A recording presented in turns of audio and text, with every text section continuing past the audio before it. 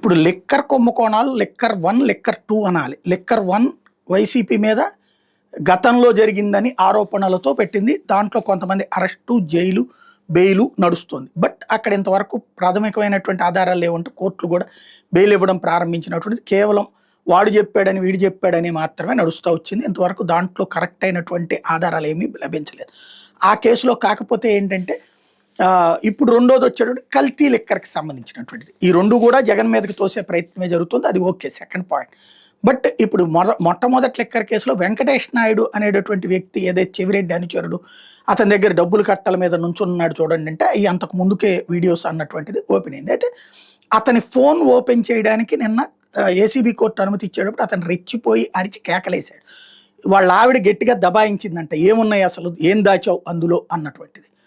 అది దాంతో అతను ఆ తర్వాత సిట్టోళ్ళు మీరు నన్ను ఏం చేయలేరు, ఒక ఏడాది ఆపుతారు, అంతకు మించి.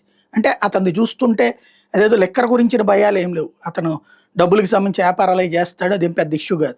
ఏదన్నా వ్యక్తిగత సంబంధాలకు సంబంధించినటువంటి వీడియోస్ ఏమైనా ఉన్నాయా, అయ్యి బయటకు వస్తాయని భయపడుతున్నాడా, సిట్టు వాళ్ళు ఆమెకి ఏదో చెప్పారు, ఆ కారణంగానే ఆమె వచ్చి అక్కడ వాళ్ళ ఆయన్ని దబాయించింది అన్నది ఆంధ్రజ్యోతి రాసినటువంటి వార్త. అది సిట్టోళ్ళు ఆమెకి చెప్పారన్న ఉద్దేశంతో వెంకటేష్ నాయుడుకు అప్పగించాడు అన్నటువంటి. కాబట్టి ఏం జరుగుతుందో చూడాలి.